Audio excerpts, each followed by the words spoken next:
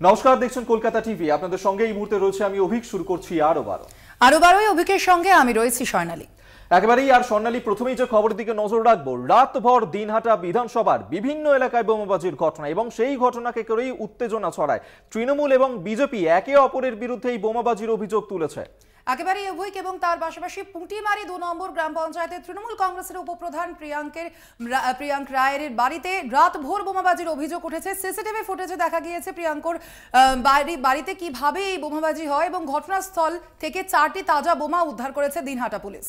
একদমই তাই, এবং নিজেদের বিরুদ্ধে ওঠা সমস্ত অভিযোগ যদিও অস্বীকার করেছে বিজেপি, এবং এই ঘটনাকে কেন্দ্র করেই ফের একবার উত্তপ্ত হয়ে উঠেছে সেখানকার পরিস্থিতি, যেখানে বিজেপি এবং তৃণমূলের মধ্যেই এই ঘটনা। একাধিক তাজা বোমাও সেখান থেকে উদ্ধার করা হয়েছে এবং কোচবিহারে রাতভর এই বোমাবাজির ঘটনা ঘটেছে। প্রিয়ঙ্কর রায়ের বাড়িতে কিভাবে বোমাবাজির ঘটনা ঘটলো তাই নিয়েই কিন্তু প্রশ্ন উঠতে শুরু করেছে এই মুহূর্তে। সিসিটিভি ফুটেজ খতিয়ে দেখা হচ্ছে। একেবারে অভিক এবং আমরা যেমনটা দেখতে পাচ্ছি যে দেখো, সামনে লোকসভা এবং লোকসভা নির্বাচনের আগে কিন্তু ফের একেবারে উত্তপ্ত কোচবিহার। আমরা দেখেছি এর আগে কিন্তু পঞ্চায়েত নির্বাচনের আগেও কোচবিহার এমনভাবে উত্তপ্ত হয়েছিল এবং লোকসভা নির্বাচনের আগেও কিন্তু উত্তপ্ত হলো কোচবিহার, এবং এমনকি সেখানে বোমাবাজির অভিযোগ উঠছে। তৃণমূল ও বিজেপি একে অপরের বিরুদ্ধে এই বোমাবাজির অভিযোগ তুলেছে। পুঁটিমারি ২ নম্বর গ্রাম পঞ্চায়েতের তৃণমূল কংগ্রেসের উপপ্রধান প্রিয়াঙ্কর রায়ের বাড়িতে রাতভর বোমাবাজির অভিযোগ উঠছে।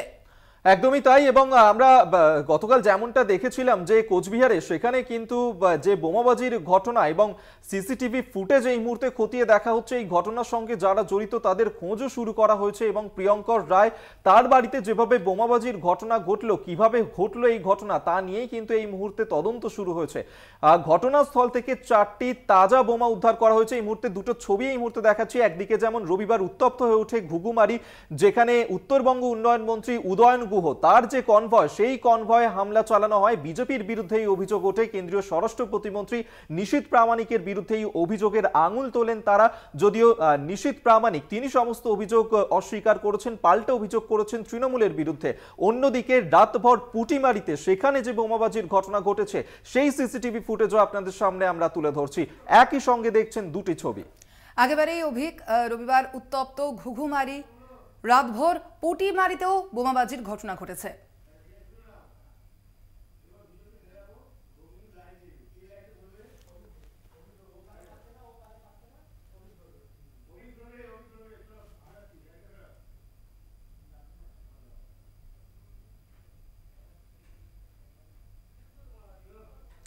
আমরা এই নিয়েই কথা বলবো। আমাদের সঙ্গে এই মুহূর্তে রয়েছেন প্রতিনিধি রবিউল। যে বিষয়টা জানতে চাইবো যে এই মুহূর্তে উত্তপ্ত পরিস্থিতি কোচবিহারে, সেখানে আমরা দেখলাম যে ঘুঘুমারিতে মন্ত্রী উদয়ন গুহ তার কনভয়ে হামলার অভিযোগ উঠেছিল বিজেপির বিরুদ্ধে, যদিও বিজেপি পাল্টা অভিযোগ করছে তৃণমূলের বিরুদ্ধে।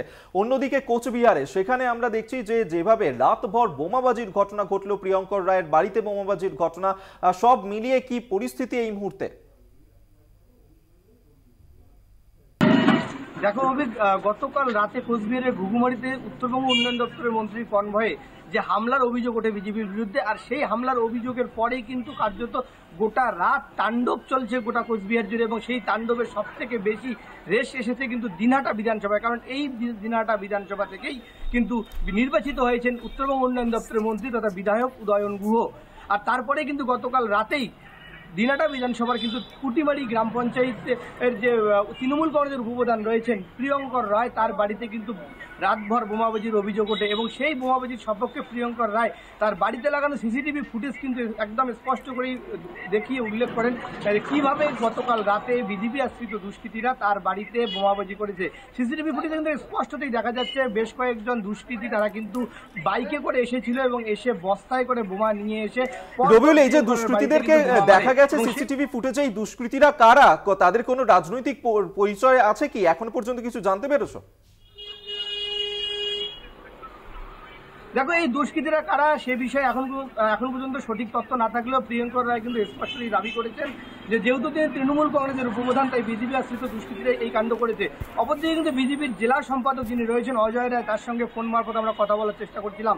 অজয় রায় কিন্তু একদম স্পষ্ট জানিয়েছেন যে যারা বোমা মেরেছে তাদের সঙ্গে বিজেপির কোনো রকম যোগাযোগ নেই বা তারা বিজেপির কেউ নয়। তৃণমূল কংগ্রেস নিজেদের বাড়িতে নিজেরাই চকলেট বোমা ফাটিয়ে, আমি আরেকবার বলছি, অজয় রায় কিন্তু এই শব্দটি উচ্চারণ করছেন, চকলেট বোমা ফাটিয়ে বিজেপির নামে কলুষিত করার চেষ্টা করছে। এবং আমরা যদি একটু লক্ষ্য করি, শুধু প্রিয়ঙ্কর রায়ের বাড়িতে নয়, একইভাবে দিনাটা বিধানসভার বাসন্তীহাট, বুড়িরহাট, এই সমস্ত যে এলাকাগুলো, এগুলো কিন্তু গতকাল রাতে একেবারে উত্তপ্ত হয়ে উঠেছিল। বাসন্তীহাট এলাকায় যে বিজেপির মণ্ডল সভাপতি রয়েছে তার বাড়িতে কিন্তু গতকাল রাতে ভাঙচুর এবং বাড়ি লুটের অভিযোগ ওঠে তৃণমূলের বিরুদ্ধে। অর্থাৎ বলতে গেলে একেবারেই গতকালের ঘটনার পর দিনাটা বিধানসভা সব থেকে বেশি উত্তপ্ত হয়ে ওঠে এবং সেই উত্তপ্তের রেশ কিন্তু এখনও রয়েছে। এবং প্রিয়ঙ্কারের বাড়ি থেকে ইতিমধ্যেই সকালবেলায় কিন্তু দিনাটা থানার পুলিশ পৌঁছে যায় এবং পৌঁছে গিয়ে যে বোমাগুলি মারা হয়েছে তার মধ্যে যে অবশিষ্ট বোমা রয়েছে সেরকম 4টি কিন্তু তাজা বোমা কিন্তু নিয়ে এসেছে পুলিশ। এবং ইতিমধ্যেই পুলিশ কিন্তু সেই সিসিটিভি ফুটেজের সূত্র ধরে এবং সেই তাজা বোমা সূত্র ধরে, রবিউল, সামনেই লোকসভা নির্বাচন রয়েছে এবং সেই নির্বাচনে প্রথম দফাতেই নির্বাচন হবে লোকসভায়, যেখানে কোচবিহারে 19 এপ্রিল ভোট গ্রহণ হবে। তার আগে এই ধরনের পরিস্থিতি, কোচবিহার থেকে সেখানে এই ধরনের উত্তেজনা ছড়াচ্ছে, বিভিন্ন রাজনৈতিক দলের মধ্যে সংঘর্ষ, একের পর এক তাজা বোমা উদ্ধার করা হচ্ছে প্রশাসনের তরফ থেকে, পুলিশ প্রশাসন তাদের তরফ থেকে সেখানে নিরাপত্তার ব্যবস্থা কি করা হচ্ছে, কি পদক্ষেপ এখনো পর্যন্ত নেওয়া হচ্ছে? সামনেই তো নির্বাচন। দেখো, আমি তোমাকে এই প্রসঙ্গে আরেকটি বিষয় জানিয়ে রাখি, বিগত যে নির্বাচনগুলি ছিল সেই নির্বাচনে কিন্তু বরাবরই একেবারেই শিরোনামে এসেছিল কোচবিহার জেলা, আর সেই শিরোনামের কিন্তু কেন্দ্রবিন্দু ছিল এই দিনাটা বিধানসভা, দিনাটা এলাকা, অর্থাৎ দিনাটা বিধানসভা সিতাই এবং দিনাটা, এই দুইটি বিধানসভা। আর তারপরে এবারের লোকসভা নির্বাচন ঘোষণার আগেই যখন এই দিনাটা বিধানসভাতেই এক কোম্পানির কেন্দ্রীয় বাহিনী মোতায়েন করা হয়েছিল, সেই সময় কিন্তু সাধারণ মানুষ যারা তারা কিন্তু আশ্বস্ত হয়েছিলেন যে এবার হয়তো কিছুটা হলো রক্তপাত কমবে, দাঙ্গা হাঙ্গামা কমবে। কিন্তু নির্বাচনের এখনো অনেক দিন বাকি, প্রায় 19 দিন বাকি। তার আগের থেকে যেভাবে একের পর এক ঘটনায় ক্রমাগত উত্তপ্ত হয়ে উঠছে, তাতে কিন্তু সাধারণ মানুষের একদিকে যেমন ভীত, অপরদিকে কিন্তু প্রশাসনের দিকেও আঙ্গুল উঠতে শুরু করেছে যে কোনো ঘটনার শুরুতেই প্রশাসন কেন সেখানে পৌঁছতে পারছে না, ঘটনা ঘটার বেশ কিছুক্ষণ পর কেন প্রশাসন যাচ্ছে। যদিও প্রশাসন আধিকারিক সূত্রে আমরা যেটা জানতে পেরেছি, প্রশাসনটা কিন্তু স্পষ্টতই দাবি করছে ঘটনার সঙ্গে সঙ্গে তারা সেখানে যাচ্ছে এবং সঙ্গে সঙ্গে সেই ঘটনা নিয়ন্ত্রণের চেষ্টা করছে। তারপরে কিন্তু সাধারণ মানুষ যারা রয়েছেন তাদের মনে কিন্তু সেই প্রশ্ন একেবারেই থেকেই যাচ্ছে এবং সেই ভয়টা থেকেই যাচ্ছে যে এবারেও কি তাহলে বিগত নির্বাচনগুলি যেগুলো রয়েছে সেই নির্বাচনের ব্যতিক্রম হবে না, এবারও কি সেই দিনাটা বিধানসভা বা দিনাটা এলাকা বা সিতাই বিধানসভা আবারও শিরোনামে আসবে। এমনটাই কিন্তু ক্রমাগত যে ঘটনাগুলো ঘটছে সেই ঘটনার রেশ ধরে কিন্তু এমনটাই ইঙ্গিত করছে এলাকার যে বিশিষ্ট রাজনৈতিক মহল, সচেতন মহল তারা। বেশ, অবশ্যই তুমি নজর রাখো পরিস্থিতির দিকে, পরবর্তী সময় আবারও আপডেট নেব। রবিউল এতক্ষণ সরাসরি আমাদের সঙ্গে ছিলেন প্রতিনিধি। অর্থাৎ সামনেই লোকসভা নির্বাচন রয়েছে, যেখানে কোচবিহারে 19 এপ্রিল প্রথম দফায় নির্বাচন হবে। তার আগেই এই ধরনের পরিস্থিতিকে কেন্দ্র করে উত্তপ্ত হয়ে উঠেছে কোচবিহারের পরিস্থিতি। সেখানে দফায় দফায় উত্তেজনা ছড়াচ্ছে, বোমাবাজির ঘটনা ঘটছে, তৃণমূল উপপ্রধানের বাড়িতে বোমাবাজি হচ্ছে। অন্যদিকে উত্তরবঙ্গ উন্নয়ন মন্ত্রী উদয়ন গুহ, তার কনভয় হামলার ঘটনা ঘটছে। সব মিলিয়ে লোকসভা নির্বাচনের আগে এই মুহূর্তে উত্তপ্ত কোচবিহারের পরিস্থিতি।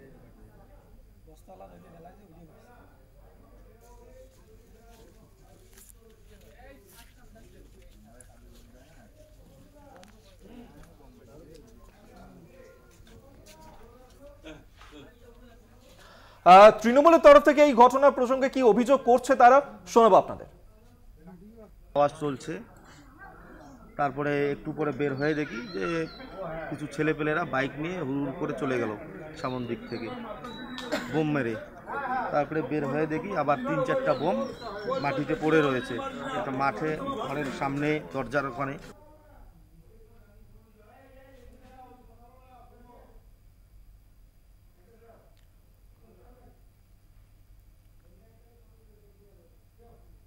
এবার নজর রাখবো আমরা পরবর্তী খবরের দিকে। এবার জেল হেফাজতে অরবিন্দ কেজরিওয়াল। আগামী 15 এপ্রিল পর্যন্ত জেল হেফাজত। দিল্লির মুখ্যমন্ত্রীর কেজরির জেল হেফাজতের আর্জি জানিয়েছিল ইডি এবং সেই জামিনের আর্জিও জানাননি কেজরিওয়াল, অরবিন্দ কেজরিওয়াল। একদমই তাই। এবং আমরা জানি যে আবগারি দুর্নীতি মামলায় গত 21শে মার্চ অরবিন্দ কেজরিওয়াল, দিল্লির মুখ্যমন্ত্রী, তাকে গ্রেফতার করেছিল ইডি। প্রায় 4 ঘন্টা তাকে জিজ্ঞাসাবাদ করা হয়েছিল, তারপর তাকে গ্রেফতার করা হয়। যা নিয়ে দিল্লির সেখানে আপের যারা কর্মী সমর্থকরা তারা সেখানে বিক্ষোভ দেখিয়েছিলেন এবং সেই ঘটনার পর এবার জেল হেফাজতে অরবিন্দ কেজরিওয়াল। আগামী 15 এপ্রিল পর্যন্ত তার এই জেল হেফাজতের নির্দেশ দেওয়া হয়েছে, যেখানে দিল্লির মুখ্যমন্ত্রী কেজরিওয়াল জেল হেফাজতের আর্জি জানানো হয় ইডির তরফে এবং সেই জামিনের যদিও জামিনের আর্জি এক্ষেত্রে জানাননি অরবিন্দ কেজরিওয়াল। এ বিষয়ে আমরা আরো বিস্তারিত জানবো। ফোন লাইনে রয়েছেন আমাদের প্রতিনিধি পল্লব চট্টোপাধ্যায়। পল্লব দা, এবার একেবারে 15ই এপ্রিল পর্যন্ত জেল হেফাজত অরবিন্দ কেজরিওয়ালের, আর কি কি জানা যাচ্ছে আজকে এই শুনানিতে, আর কি কি হয়েছে? আসলে এদিনের কোর্ট প্রসিডিংস সেটা লক্ষণীয় দুটো বিষয় আছে।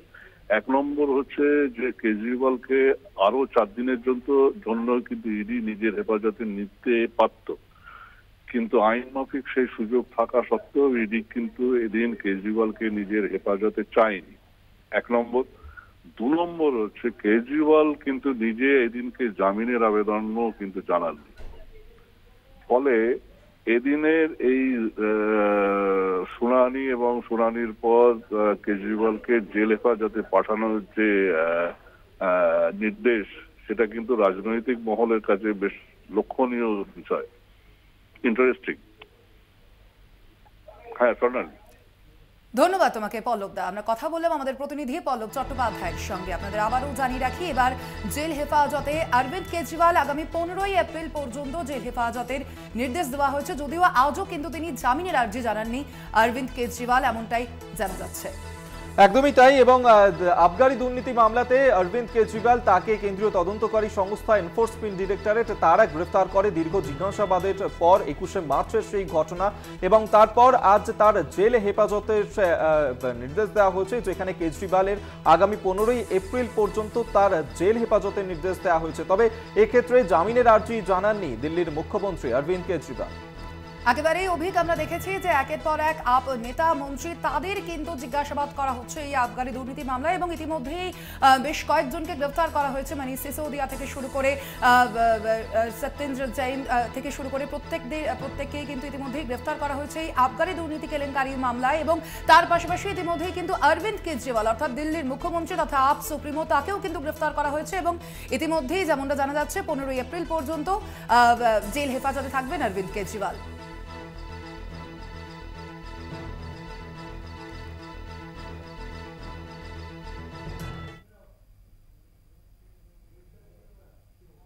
আরো বারো, এখন সময় একটা ছোট্ট বিরতি। ফিরছে আরো অন্যান্য খবর নিয়ে, সঙ্গে থাকুন।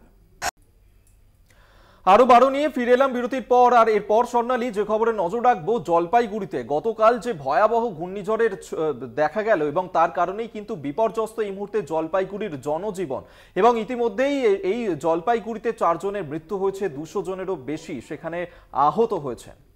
একেবারেই অভিক, এবং গতকাল যে ঝড়ের তাণ্ডব আমরা দেখেছিলাম, সেই ঘটনায় কিন্তু ইতিমধ্যেই যেমনটা জানা যাচ্ছে সরকারি ভাবে যে আহত হয়েছেন এই ঘটনায় 200রও বেশি জন মানুষ, এবং প্রচুর গাছ উপড়ে বিপর্যস্ত জনজীবন হয়ে গেছে। এবং জলপাইগুড়ি মেডিকেল হাসপাতালে কিন্তু অনেকে চিকিৎসাধীনও রয়েছেন। এবং অবশ্যই আমরা গতকাল যে ছবি দেখেছিলাম, তারপরে কিন্তু তড়িঘড়ি সেখানে পৌঁছন রাতের মধ্যেই মুখ্যমন্ত্রী মমতা বন্দ্যোপাধ্যায়। ক্ষতিগ্রস্তদের পাশে থাকার আশ্বাস দিয়েছেন মুখ্যমন্ত্রী মমতা বন্দ্যোপাধ্যায়। এবং শুধুমাত্র তাই নয়, আপনারা দেখতে পাচ্ছেন যে ছবি একদিকে আপনাদের দেখাচ্ছি, জলপাইগুড়িতে কালবৈশাখীর যে তাণ্ডব, মুহূর্তের মধ্যে লণ্ডভণ্ড হয়ে যায় জলপাইগুড়ি। তার পাশাপাশি সেই জলপাইগুড়িতে ঝড় বৃষ্টিতে যারা আহত হয়েছেন তাদের পাশে দাঁড়িয়েছেন মুখ্যমন্ত্রী মমতা বন্দ্যোপাধ্যায়।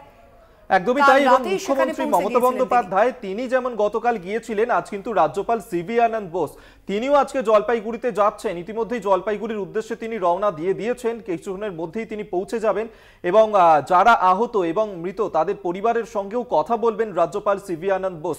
জলপাইগুড়িতে যেখানে যে টর্নেডোর ঘটনা আমরা দেখলাম, সেক্ষেত্রে রাজভবনে সেখানে এমার্জেন্সি সেল তার ব্যবস্থা করা হয়েছিল।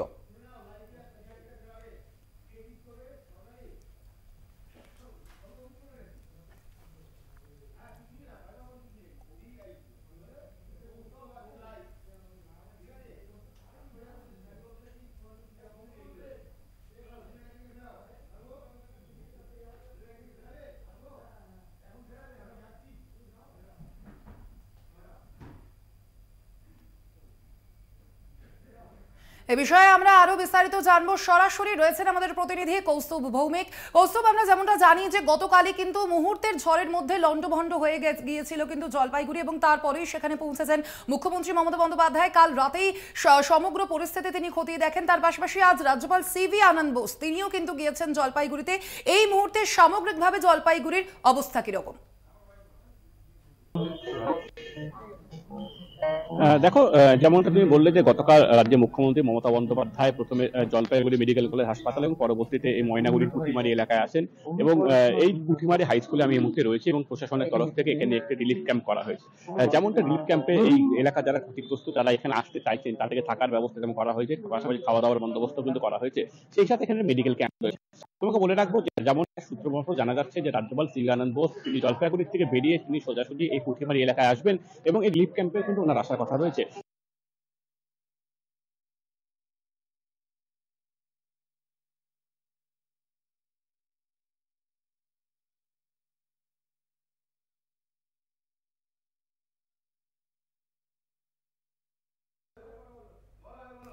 আপনাদের আবারও জানিয়ে রাখি, গতকালই আমরা দেখেছিলাম জলপাইগুড়িতে যে ঘটনা ঘটেছিল, অর্থাৎ মুহূর্তের ঝড়ের জন্য কিন্তু লন্ডভন্ড হয়ে গিয়েছিল জলপাইগুড়ি, ময়নাগুড়ি সহ একাধিক এলাকা, এবং সেই ঘটনা কিন্তু পরিস্থিতি খতিয়ে দেখতে রাতেই জলপাইগুড়িতে পৌঁছন মুখ্যমন্ত্রী মমতা বন্দ্যোপাধ্যায়, এবং তার পাশাপাশি আজই কিন্তু সেখানে পৌঁছেছেন রাজ্যপাল সিভি আনন্দ বোস, যেমনটা জানাচ্ছিলেন আমাদের প্রতিনিধি কৌস্তুভ ভৌমিক। আমরা তার সঙ্গে আরো একবার কথা বলবো, আমরা যোগাযোগ করতে পেরেছি তার সঙ্গে। সরাসরি রয়েছেন কৌস্তুভ ভৌমিক জলপাইগুড়ি থেকে। কৌস্তুভ, যে বিষয়টা তুমি বলছিলে আমাদের, যে মুখ্যমন্ত্রী মমতা বন্দ্যোপাধ্যায় গতকাল গিয়েছেন, আজও যাচ্ছেন সেখানে রাজ্যপাল সিভি আনন্দ বোস, তার পাশাপাশি আর যে বিষয়টা জানতে চাইবো তোমার কাছে, যে এই ঘটনায় এখনো পর্যন্ত সরকারের পক্ষ থেকে কি কি পদক্ষেপ নেওয়া হয়েছে? দেখো, যেটা বললাম তোমাকে, গতকাল প্রশাসন অর্থাৎ সরকারের তরফ থেকে যেরকমটা সম্ভব, যতটা সম্ভব প্রাথমিকভাবে যেই সমস্ত কাজগুলি করা উচিত সেগুলি করা হয়েছে। যেমন আমরা সকালে যে ছবি দেখালাম, যে সমস্ত এলাকায় ঘর বাড়ি ভেঙে গেছে সেখানে ত্রিপল দিয়ে প্রাথমিকভাবে থাকার বন্দোবস্ত করা হয়েছে। পাশাপাশি আমি যেখানে রয়েছি সেটি কিন্তু রিলিফ ক্যাম্প, যারা গ্রামের ক্ষতিগ্রস্ত মানুষ যাদের ঘর বাড়ি সম্পূর্ণ ভেঙে গেছে তারা কিন্তু রিলিফ ক্যাম্পে আশ্রয় নিয়েছে। আরো একটা বিষয় তোমাকে দেখাবো, এখানে যদি মেডিকেল ক্যাম্প করা হয়েছে, মেডিকেল ক্যাম্পে যারা গ্রামে গতকাল যারা চোট আঘাত পেয়েছিল, যারা তারা যারা হাসপাতালে চিকিৎসা করা ছেড়ে দেওয়া হয়েছিল তারা কিন্তু এখানে এসেছে। কথা বলে নেবো, এখানে অনেকে রয়েছেন। এখানে আপনার এখানে হাতে কিন্তু অনেকটাই আঘাত লেগেছে। বলছিলাম যে কালকে কোথায় ছিলেন? ঘরে ছিলাম। তারপরে প্রচন্ড ঝড় আসলো আমরা পাঁচজন ছিলাম ঘরের মধ্যে, একদম মানে আমার মধ্যে একদম মাটিতে থুড়ে পড়ে গেছি। পড়ে যাওয়ার পর যা মাথাটা বাইরে হয়েছিল আমাদের, ঝড় থামা উঠে দেখি সবাই আর কি এরকম অবস্থায়। আমার লাগেছে হাতে, এই জায়গায়, এই সম্পূর্ণ আমার কপালটা দেখো কি অবস্থা, কপালটা খুলে গেছে। কালকে শুরু করে দিয়ে দিচ্ছি। হ্যাঁ, সব থেকে আমার ছেলে আহত হয়েছে বেশি। কালকে ময়নাগুড়ি মেডিকেল নিয়ে গেছে, তাকে 3টা সেলাই পড়ছে, হাতে একটা আঙ্গুল পড়ে যাওয়ার মতো অবস্থা, মানে 2টা আঙ্গুল আঘাত পাইছে। যেমনটা শুনলে যে এই যে ঝড়ের গতিবেগ, ঝড়ের তীব্রতায় যারা চোট আঘাত পেয়েছে তাদের মধ্যে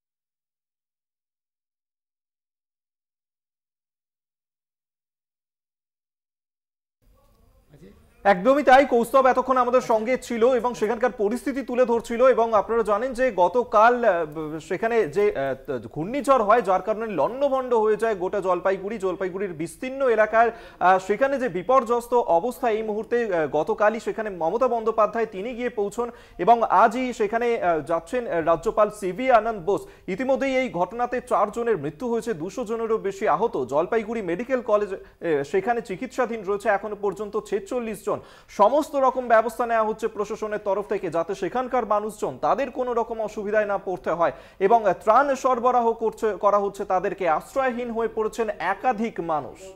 একেবারেই অভিক, এবং গতকাল যে ঘটনা ঘটেছিল তার পরবর্তীতেই আমরা দেখেছিলাম কিন্তু একদিকে যেমন মুখ্যমন্ত্রী মমতা বন্দ্যোপাধ্যায় গিয়েছিলেন, তার পরবর্তীতে কিন্তু মৃতরা যাদের মৃত্যু ঘটেছে এই ঝড় বৃষ্টির কারণে তাদের পরিবারের সঙ্গে কথা বলেছেন মুখ্যমন্ত্রী, এবং সেই তার পাশাপাশি কিন্তু হাসপাতালে আহতদের সঙ্গেও কথা বলেছেন তিনি। হাসপাতাল থেকে বেরিয়ে তিনি সংবাদ মাধ্যমের মুখোমুখি হয়ে কি বলেছেন শোনাবো।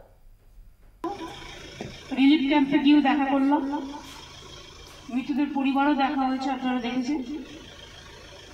এদের ঘরবাড়ি কিচ্ছু নেই, যতক্ষণ ঘরবাড়ি করে না দেওয়া হবে এরা আশ্রয়হীন অবস্থায় রিলিফ ক্যাম্পেই তাদের সময় কাটাতে হবে। প্রশাসন নিশ্চয়ই তার সম্পূর্ণ সহযোগিতা নিয়ে তাদের সম্পূর্ণ পাশে থাকবে এবং প্রশাসনের সাথে যারা যুক্ত আছেন তারা যথেষ্ট উদ্যোগ নিয়ে কাজ করেছে এবং বাদ বাকিটা তাদের আশ্রয়, তাদের খাবার, তাদের রিলিফ, তাদের চিকিৎসা, তাদের অন্যান্য যে সমস্ত রিলিফে আমরা দিই সেগুলো সমস্ত কিছু দিতে হবে, কারণ তাদের কাছে একটা বাসনপত্র পর্যন্ত দিই। ইলেকশন ডিক্লেয়ার হয়ে গেছে, আগামী 3 মাস এমনই একটা অবস্থা, অসহায় অবস্থা, ইচ্ছে থাকলেও আমি নিজে বলতে পারবো না, প্রশাসনের মতো করবে। তবে আমি মনে করি ওদের বাসনপত্র থেকে শুরু করে আমাদেরও কিছু কিছু নিজেদের উদ্যোগ নিতে হবে, সরকার ছাড়াও। আর এরপর যে খবরের দিকে নজর রাখবো, ব্যবসায়ীকে অপহরণের চেষ্টা। পোলবা থানায় অভিযোগ দায়ের করা হয়েছে এবং এই ঘটনাকে কেন্দ্র করেই শুরু হয়েছে রাজনৈতিক চাপানুতর। একেবারেই অভিক এবং এমনকি বিজেপি প্রার্থী লকেট চট্টোপাধ্যায়কে আক্রমণ করেছেন চুঁচুড়ার বিধায়ক অসিত মজুমদার। চুঁচুড়ার পল্লীশ্রীর বাসিন্দা দীপক সাহা ওরফে মৃণাল নামে এক ব্যবসায়ীকে অপহরণের অভিযোগ ওঠে। বাইকে করে চুঁচুড়ার দিকে নিয়ে যাওয়ার চেষ্টা করে দুষ্কৃতীরা এবং সেই ঘটনাতে কিন্তু রাজনীতির রঙও লেগেছে। একদমই, এবং ধাক্কাধাক্কিতে বাইক থেকে পড়ে যান মৃণাল। রাস্তায় লোকজন জড়ো হয়ে যাওয়ায় চম্পট দেয় দুষ্কৃতীরা। মনে দেখুন, আমার এই বিজনেসের বয়স 25 বছর হয়ে গেল, এরকম দিন আমি দেখবো এটা কোনোদিন ভাবিনি।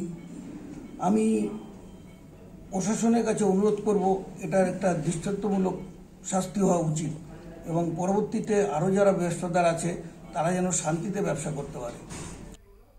দাদা কি বলবেন চুঁচুড়ার মুখ? দেখুন, সামনের নির্বাচন, যেদিন থেকে লকেট ব্যান্ডেলে গুন্ডামস্তানের জন্য গেছে পিপিতে, গুন্ডামস্তানরা সেদিন থেকে সাহস পেতে আরম্ভ করেছে। আমি 2011 থেকে গুন্ডাদের বিরুদ্ধেই লড়াই করি। লকেট ঠিক করছে না, গুন্ডামস্তানদের প্রশ্রয় দিলে তাদের হাতেই একদিন মরতে হবে, এটা ঠিক নয়। এই জিনিস আমার চুঁচুড়ায় ছিল না।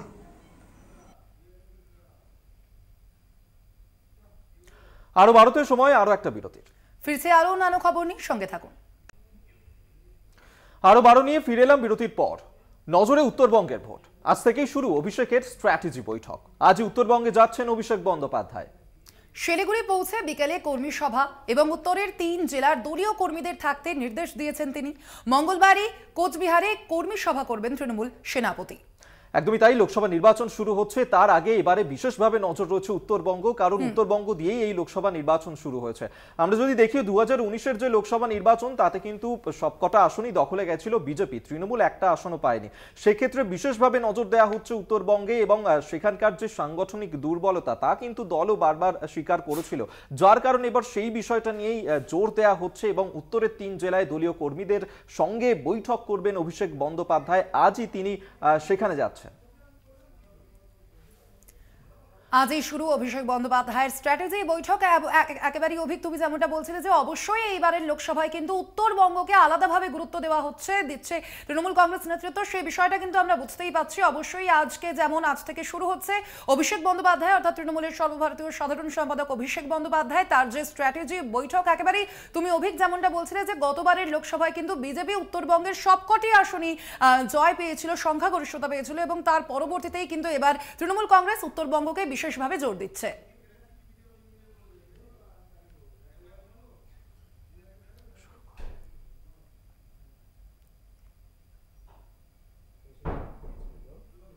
অভিক, এবার নজর রাখবো যে খবরের দিকে। এজেন্সি নিয়ে ফের দিলীপ ঘোষের তোপ। পুলিশ ছুলে 18 ঘা, ইডি সিবিআই ছুলে 42 ঘা।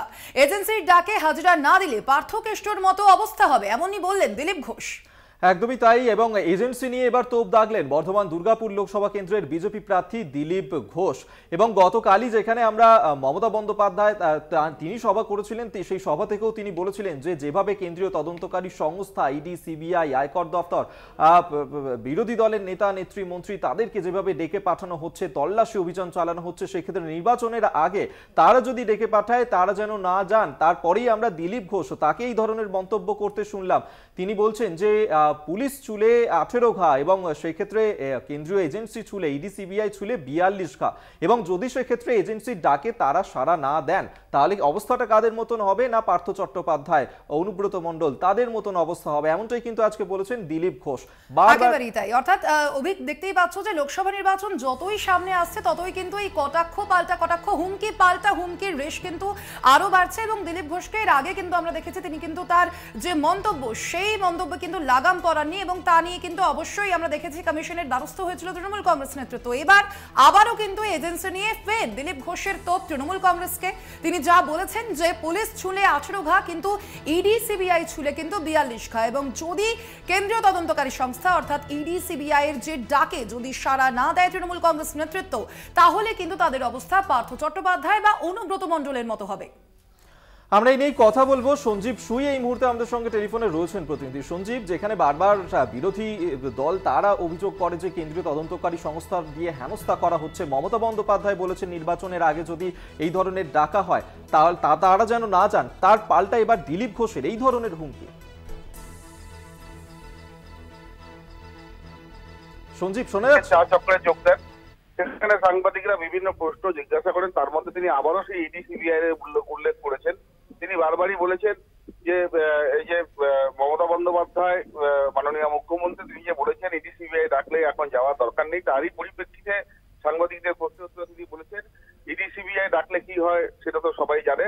তিনি পার্থ চট্টোপাধ্যায়ের কথা উল্লেখ করেছেন এবং তিনি বলেছেন ইডি সিবিআই না ডাকলে সমস্যা, ডাকলে না গেলে সমস্যা হবে, হ্যাঁ, যেমনটা আগেও হয়েছে, এবং যারা যারা যাচ্ছেন না তারা এই সমস্যাটা ফেস করবেন, তার কথা অনুযায়ী এটাই বোঝা যাচ্ছে। এবং তিনি এটাও বলেছেন যে দিল্লিতে মুখ্যমন্ত্রীর একজন আত্মীয়, তিনি তো 10 বার হাজিরা দিয়েছেন।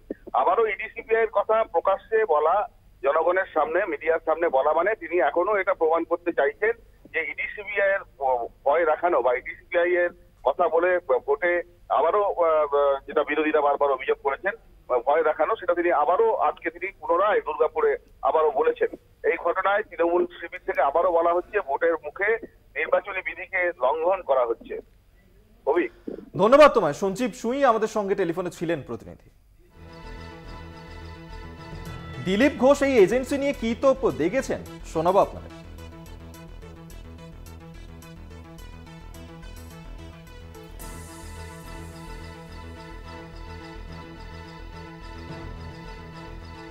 কি হয় কেসটা আর পার্থকে জিজ্ঞেস করুন।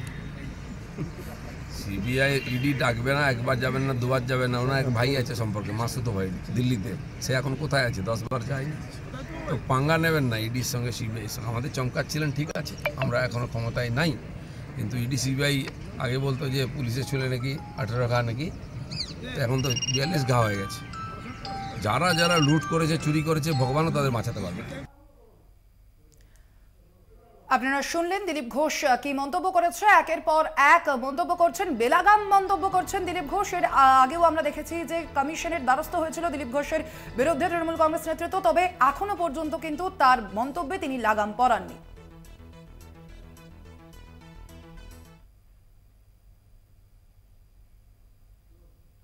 আর আজ ফের কমিশনে যাচ্ছে তৃণমূল 4 সদস্যের প্রতিনিধি দল, তারা কমিশনে যাবেন এবং এই প্রতিনিধি দলে থাকছে ডেরেক ওব্রায়েন, দোলা সেন, সাকেত গোখলে, সাগরিকা ঘোষ। একেবারেই অভিযোগ এর আগে আমরা দেখেছি যে একাধিকবার কিন্তু কমিশনের দ্বারস্থ হয়েছে, একাধিক অভিযোগ সামনে রেখে তৃণমূল কংগ্রেস নেতৃত্ব, এবং আজ কিন্তু ফের তারা নির্বাচন কমিশনের দ্বারস্থ হচ্ছে। এজেন্সির বিরুদ্ধে নালিশ জানাবে তৃণমূল কংগ্রেস নেতৃত্ব। এই বিষয়ে আরো বিস্তারিত জানবো। ফোন লাইনে রয়েছেন আমাদের বিশেষ প্রতিনিধি দেবজ্যোতি ঘোষ। দেবজ্যোতি, মূলত আজ কোন কোন ঘটনার প্রেক্ষিতে, কোন কোন অভিযোগকে সামনে রেখে তৃণমূল কংগ্রেস দ্বারস্থ হচ্ছে নির্বাচন কমিশনের? দেখো, এই নিয়ে তৃণমূল কংগ্রেসের পক্ষ থেকে 7 বার তারা নির্বাচন কমিশনের অভিযোগ জানালেন এবং জাতীয় নির্বাচন কমিশনের কাছে 3 বার তারা অভিযোগ জানিয়েছেন। আজকে মূলত যে অভিযোগ, যে নির্বাচনী এমসিসি চালু হওয়ার পর থেকেও বিভিন্ন এজেন্সির তৎপরতা বাড়ছে, কখনো ভূপতিনগর, কখনো কৃষ্ণনগর, বিভিন্ন জায়গাতেই কিন্তু এজেন্সির তৎপরতা বাড়ছে। তা নিয়ে কিন্তু তৃণমূল কংগ্রেসের পক্ষ থেকে অভিযোগ জানানো হবে। এছাড়াও সাম্প্রতিক কয়েকটি ঘটনা, যেমন গতকাল কোচবিহারে যে ঘটনা ঘটেছে, উদয়ন গুহর গাড়ির ওপর আক্রমণ করা হয়েছে, তাকে প্রাণের মারার চেষ্টা করা হয়েছিল বলে তৃণমূল কংগ্রেসের পক্ষ থেকে বলা হচ্ছে। তার যে ব্যক্তিগত তার যে অ্যাটেন্ডেন্ট রয়েছে তাকে মারধর করা হয়েছে, সেই মুহূর্তে হাসপাতালে ভর্তি রয়েছে। এছাড়াও বেশ কয়েকটি সাম্প্রতিক ঘটনা রয়েছে, যেমন দিলীপ ঘোষ বেশ কিছু মন্তব্য করেছিলেন, সেগুলোও কিন্তু তৃণমূল কংগ্রেসের পক্ষ থেকে আজকে অভিযোগ আকারে জানানো হবে। তবে মূলত নির্বাচনের এমসিসি চালু হওয়ার পরেও যেভাবে বিভিন্ন এজেন্সির তৎপরতা বাড়ছে তা নিয়ে কিন্তু তৃণমূল কংগ্রেসের পক্ষ থেকে 4 সদস্যের প্রতিনিধি দল তারা কিন্তু আজকে জাতীয় নির্বাচন কমিশনের কাছে যাবেন, সেখানে তারা তাদের বক্তব্য রাখবেন। অর্থাৎ নির্বাচন ঘোষণার পর থেকে তৃণমূল কংগ্রেসের পক্ষ থেকে জাতীয় নির্বাচন কমিশনে তাদের অভিযোগ দায়ের করছেন। এবং বিশেষ করে কোচবিহারে গত কয়েকদিন ধরে যে ঘটনা ঘটছে, তৃণমূল কর্মীরা প্রচার পর্যন্ত করতে পারছেন না, সেখানে বিজেপি কর্মীদের দ্বারা আক্রান্ত করা হচ্ছে বলে তৃণমূল কংগ্রেসের অভিযোগ। এবং স্বরাষ্ট্র প্রতিমন্ত্রীর বিরুদ্ধেও তারা কিন্তু অভিযোগ জানাবেন। ধন্যবাদ তোমাকে।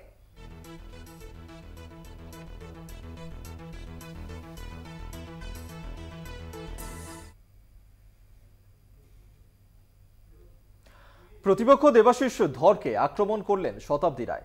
তিনি একটি পোস্ট করেছেন এবং সেই পোস্ট সামনে আসার পরই তার এক্স হ্যান্ডেল হ্যাকের অভিযোগ করেছেন অভিনেত্রী। একেবারেই অভিক এবং তার দাবি যেমনটা যে নিজের হ্যান্ডেল থেকে তিনি পোস্ট করেননি। এ বিষয়ে পুলিশের কাছে অভিযোগ করেছেন শতাব্দী রায়। এ ধরনের কথাবার্তা বলতে তার রুচিতে বাধে, এমনটাই দাবি করেছেন বীরভূমের তৃণমূল প্রার্থী শতাব্দী রায়। টুইট আমি করিনি, আমি টুইট করি না।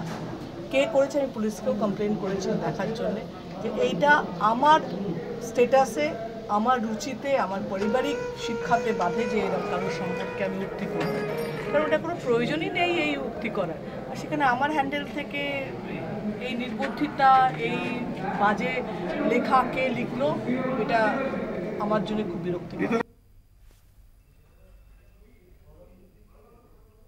আপনাদেরকে শোনালাম শতাব্দী রায় তিনি ঠিক কি বলেছেন এবং বীরভূমের বিজেপি প্রার্থী দেবাশিস ধর তাকে আক্রমণ করে শতাব্দী রায়ের একটি পোস্ট সামনে আসে এবং এক্স হ্যান্ডেল তারপরেই হ্যাক হয়ে যায় অভিনেত্রীর তথা বীরভূমের তৃণমূল প্রার্থী শতাব্দী রায়ের, এমনটাই অভিযোগ করেছেন তিনি।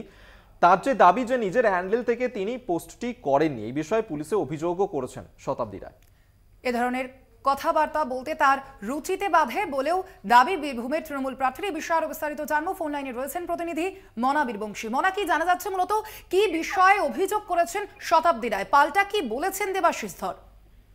দেখো, একেবারেই তাই। গতকাল রাত্রে আমরা দেখলাম যে বিশেষ করে বীরভূম লোকসভা কেন্দ্রের তৃণমূল প্রার্থী তার যে এক্স হ্যান্ডেল, অর্থাৎ সেখানে একটি টুইট, সেখানে লেখা রয়েছে দেবাশিস ধর প্রসঙ্গে।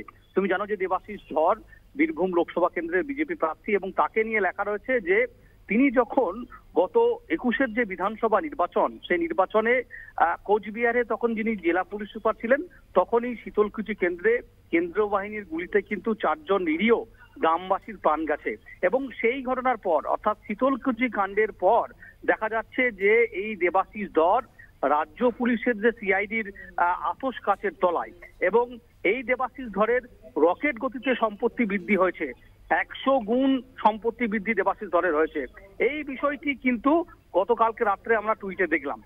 তারপরেই আমরা এই বিষয়টি নিয়ে অবশ্য কথা বলেছিলাম শতাব্দী রায়ের সঙ্গে।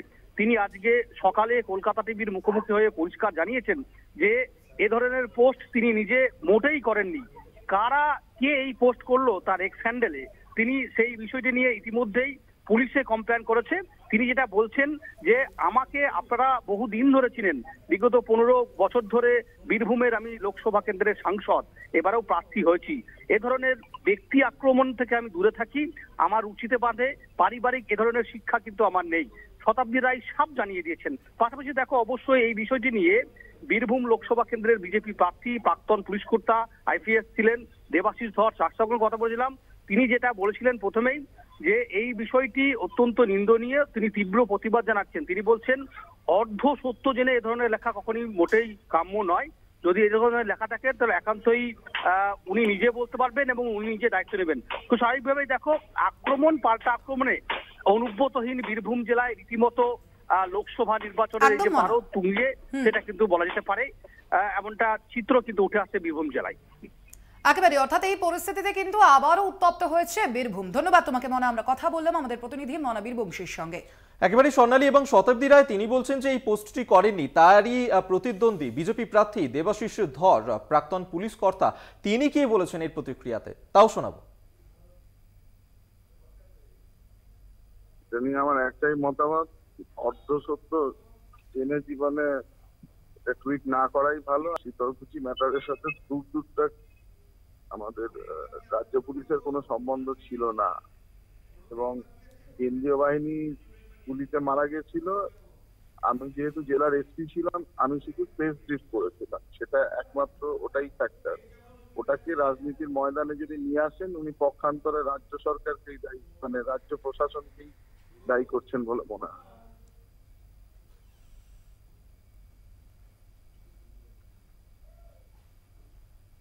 আরো ভারতে এখন সময় আরো একটা বিরতির। ফিরছে আরো অন্যান্য খবর নিয়ে, সঙ্গে থাকুন। আরো বারো নিয়ে ফিরে এলাম বিরতির পর। এরপর সন্দেশখালীর দিকে নজর রাখবো। সন্দেশখালী কাণ্ডে পুলিশের ওপর এবার ক্ষুব্ধ হাইকোর্ট। মামলা চলার মধ্যেই সন্দেশখালীতে 3 খুনে সাপ্লিমেন্টারি চার্জশিট। এবং জানানো হয়েছে যে বিচার স্থগিত রাখার পরও কি করে চার্জশিট জমা পুলিশের। রবিবার নিম্ন আদালতের তদন্তকারী অফিসার কি করে চার্জশিট জমা দিল, আদালতের কাছে সেটা বিস্ময়ের। আদালতে মন্তব্য বিচারপতি জয় সেনগুপ্তের, পুলিশকে চার্জশিট প্রত্যাহার করতে হবে এমনটাই নির্দেশ দেওয়া আছে হাইকোর্টের তরফে। এবং মামলা চলার মধ্যেই সন্দেশখালীতে 3 জন খুনের চার্জশিট, বিচার স্থগিতের পরও কি করে চার্জশিট জমা করল পুলিশ, এমনটাই কিন্তু কলকাতা হাইকোর্টের তরফ থেকে প্রশ্ন করা হয়েছে। তদন্তকারী অফিসার কি করে চার্জশিট জমা দিল, এই প্রশ্নই করা হয়েছে কলকাতা হাইকোর্টের বিচারপতির তরফ থেকে। সন্দেশখালী কাণ্ডে পুলিশের উপর ক্ষুব্ধ হাইকোর্ট। মামলা চলার মধ্যেই সন্দেশখালীতে 3টে খুনের সাপ্লিমেন্টারি চার্জশিট, বিচার স্থগিত রাখার পরও কি করে চার্জশিট জমা পুলিশের। রবিবার নিম্ন আদালতে তদন্তকারী অফিসার কি করে এবার চার্জশিট জমা দিল, আদালতের কাছে সেটা বিস্ময়ের। আদালতে মন্তব্য করেছেন বিচারপতি জয় সেনগুপ্ত।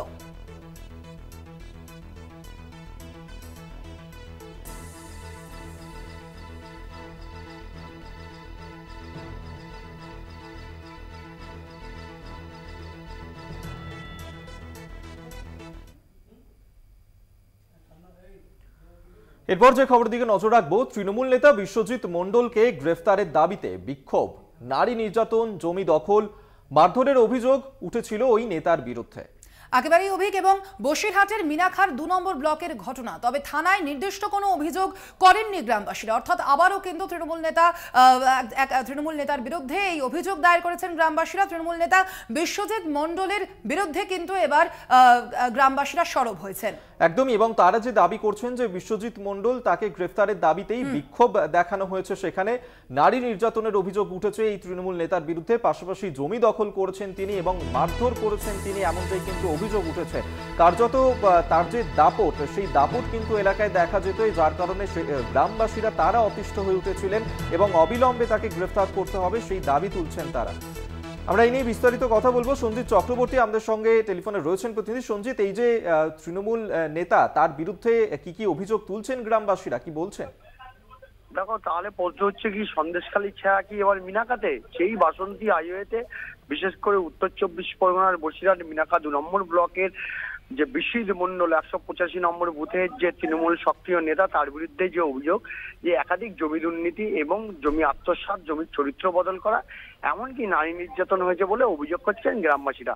সেই অভিযোগের ভিত্তিতে কিন্তু আজকে দুপুর থেকেই তারা কিন্তু আন্দোলনের পথ বেছে নিয়েছে। একদিকে অত্যন্ত গুরুত্বপূর্ণ রাস্তা কলকাতা বাসন্তী হাইওয়ের যে বকিরুল্লাহ বাসতলা বলে একটি জায়গা আছে, সেখানে কিন্তু তারা রীতিমতো রাস্তার উপর শুয়ে প্রতিবাদ বিক্ষোভ করছেন এবং ঘটনাস্থলে মিনাকা থানার বিশাল পুলিশ বাহিনী। ইতিমধ্যে এই অভিযোগ কিন্তু ওখানকার উড়িয়ে দিয়েছে স্থানীয় তৃণমূল নেতৃত্ব। তারা দাবি করেছেন যে এর সঙ্গে কোনো সঠিকভাবে তারা অভিযোগ নেই, অর্থাৎ যে উপযুক্ত তথ্য প্রমাণ ছাড়াই গ্রামবাসীরা চক্রান্ত করে, অর্থাৎ বিজেপির ওপরে অভিযোগ তুলে তারা কিন্তু এই যে বিজেপির পরিকল্পিতভাবে 2024 লোকসভা নির্বাচনের আগে তৃণমূলকে কালিমালিপ্ত করতে এই ঘটনা ঘটাচ্ছে, অর্থাৎ সন্দেশখালীর মতো একটা প্রোপাগান্ডা তৈরি করার চেষ্টা করছে বিনাকাতে, যার কারণেই এই অভিযোগ অস্বীকার করেছে। কিন্তু গ্রামবাসীদের মূলত দাবি, দীর্ঘদিন ধরে তারা বঞ্চিত হয়েছেন, একদিকে জমি তাদের কাছ থেকে কেড়ে নেওয়া হয়েছে, লিজের টাকা দেওয়া হয়নি, এমনকি নারীকে অসম্মান করা হয়েছে, এই অভিযোগে কিন্তু তারা বিক্ষোভ প্রতিবাদ শুরু করেছে। তাহলে কি প্রশ্ন হচ্ছে সন্দেশখালীর ছায়া এবার মিনাকাতে? এই একাধিক প্রশ্ন উঠে গেল। এখন মূলত এই অভিযোগ পাল্টা অভিযোগে কিন্তু এলাকায় যথেষ্ট উত্তপ্ত হয়ে রয়েছে, ঘটনাস্থলে বিশাল পুলিশ বাহিনী রয়েছে।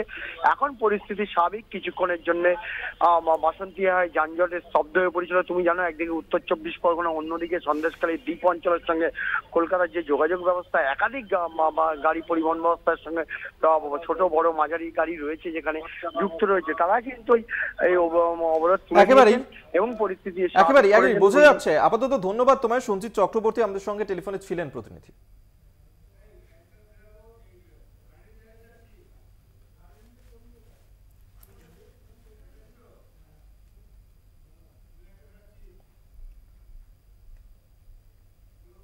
অভিক, আমরা এবার নজর রাখবো যে খবরের দিকে। গার্ডেন রিচ কাণ্ডে গ্রেফতার আরো এক, গ্রেফতার ভেঙে পড়া বহুতলের রাজমিস্ত্রি। পুলিশ সূত্রে যেমনটা খবর পাওয়া যাচ্ছে, ধৃতের নাম শেখ রিপন। একদমই তাই, এবং গার্ডেন রিচ কাণ্ডে এই নিয়ে গ্রেফতারির সংখ্যা বেড়ে দাঁড়ালো। 3 জনকে গ্রেফতার করা হয়েছে গার্ডেন রিচে বহুতল বিপর্যয়ের ঘটনাতে।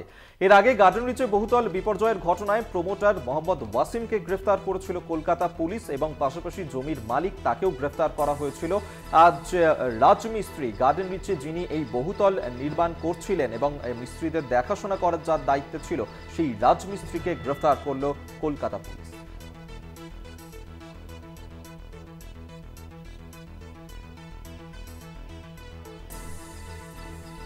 গার্ডেন রিচের যে ঘটনা, বহুতল নির্মাণের সময় হঠাৎই সেই বহুতল ভেঙে পড়ে এবং সেই ঘটনায় মৃত্যু হয় একাধিক মানুষের, এবং সেই ঘটনাতেই কিন্তু এবার গ্রেফতারের সংখ্যা বেড়ে দাঁড়ালো 3। এর আগে আমরা দেখেছি গার্ডেন রিচ কাণ্ডে প্রমোটার মোহাম্মদ ওয়াসিম, তাকে কিন্তু গ্রেফতার করা হয়। এবং আজ যেমনটা খবর পাওয়া যাচ্ছে যে এই ঘটনায় কিন্তু সেই বহুতল নির্মাণের সঙ্গে যেই রাজমিস্ত্রির যোগ ছিল, অর্থাৎ শেখ রিপন, তাকেও কিন্তু গ্রেফতার করেছে পুলিশ, এমনটাই জানা গেছে পুলিশ সূত্রে।